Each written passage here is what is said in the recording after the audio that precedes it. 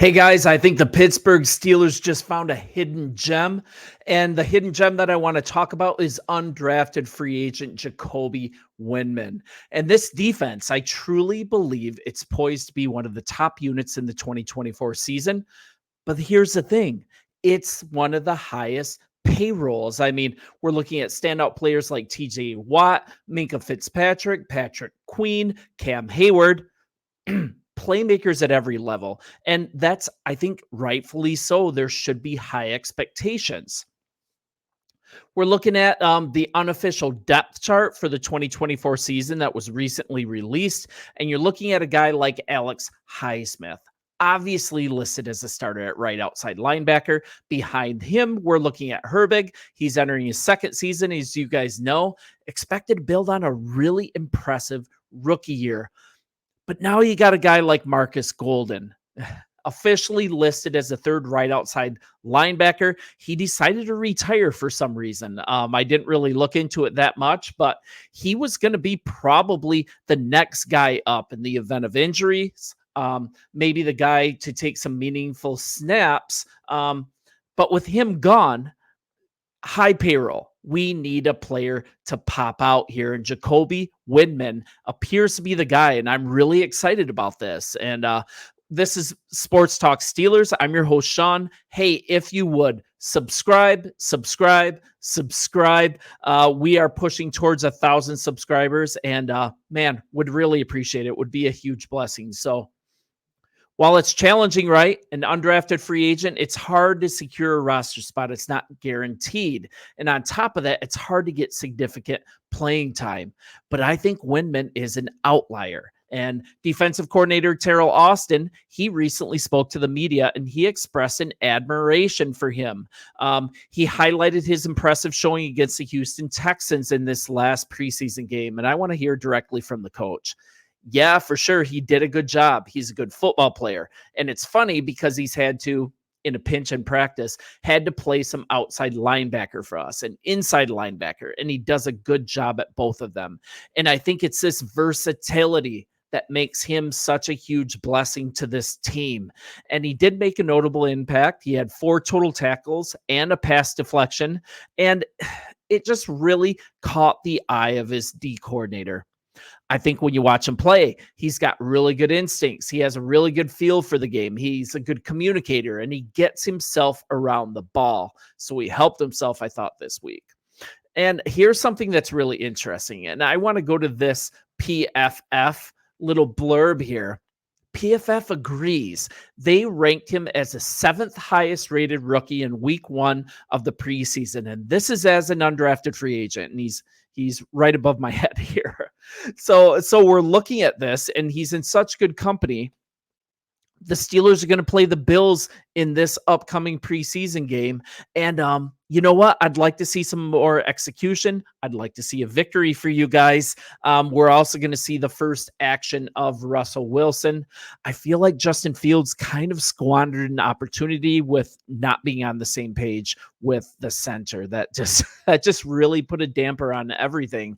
And I don't know. I think this is just really interesting. I don't think it's time to hit the panic button at all with just a preseason loss. And yeah, I think it's really good. Steelers Jacoby Windman. I think he's going to build off this impressive outing against Houston. And once again, he really stood out. And as the team looks ahead, all eyes will be on how they adjust, how they perform against the Bills.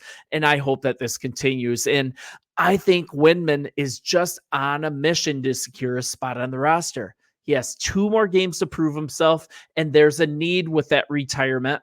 He absolutely has the opportunity. And if you look back to his college years, I think we got a really good player for the Pittsburgh Steelers. And I think this is like really significant.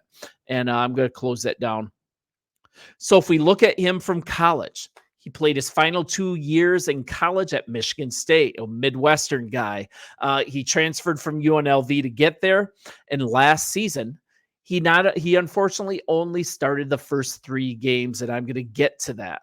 There's a lot to that. So fast rewind just a little bit. He spent 3 seasons at UNLV, played in all 12 games as a freshman. He earned 12 tackles, 1 for a loss, and a pass breakup. He started to get more legs the following season in 20. Named an All-Mountain West honorable mention, 39 tackles, 5 sacks, 2 pass breakups, and a forced fumble. This guy has shown progression every single year. And then this final season with the Rebels, he had 119 tackles, and that ranked 13th in the nation. It's crazy that he wasn't drafted, but I think there's a big reason. And that's when he transferred to Michigan State. At Michigan State, he showed versatility. He was used at inside linebacker and defensive end. And in his first spring game, that's in 22, scooped up a fumble, returned it for a touchdown. And then in his first game as a defensive end against Western Michigan, he had 4 sacks. He was named Big Ten Defensive Player of the Week. And then in his second game against Akron, he forced 3 fumbles, again named Big Ten Player of the Week. And he just became the first Michigan State player to earn the award 3 times in a season, because in week 7, he made his first start at inside linebacker.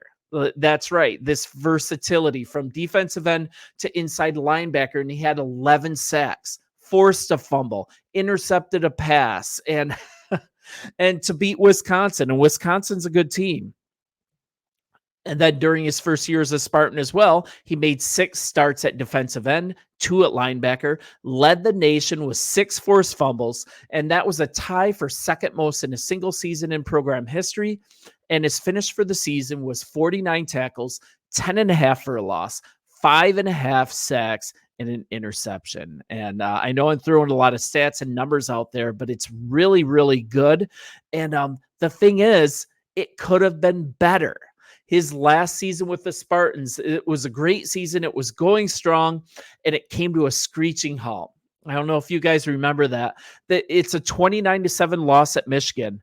Both teams were, for some reason, they used the same tunnel to exit. Some tempers were high. A few Wolverines were celebrating a lot in the face of a few Spartans, and the Spartans reacted wrongly. They reacted with punches. One Michigan player was thrown into Windman, and to kind of hear it from him, I kind of caught him, pushed him away aggressively, so I was suspended for shoving. The other guys were jumping the guys. We didn't condone that kind of thing, but everything just happens for a reason.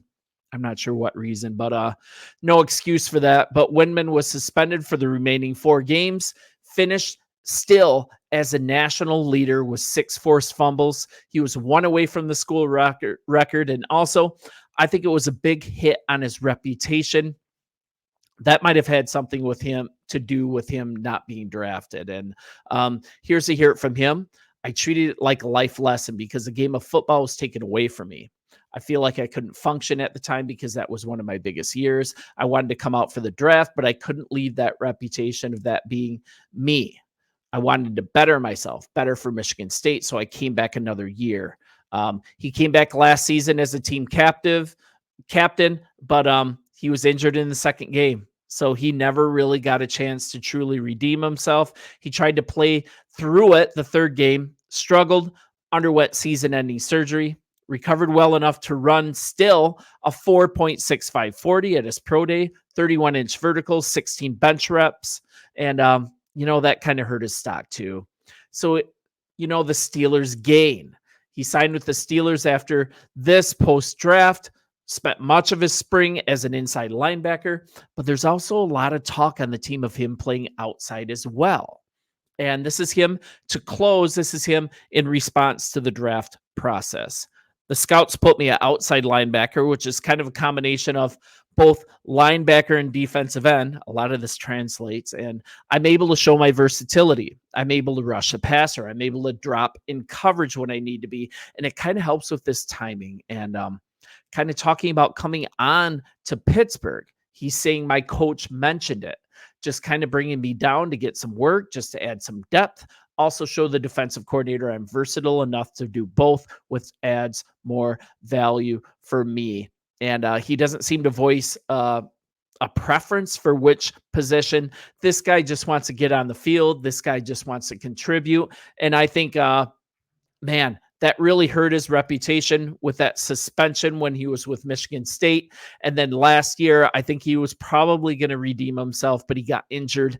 Just kind of some tough breaks for this kid. I think Windman is a good kid. I think he is a great addition to your Pittsburgh Steelers. And hey, you guys let me know what you think. I think it's an exciting story. I think it's a nice plug and play for cheap following that kind of ridiculous retirement. And you guys let me know what you think. It has been fun so far. Like and subscribe so I can continue going, and let's work together to get to 1,000 subscribers. Thanks so much, you guys, and we'll talk soon. See ya.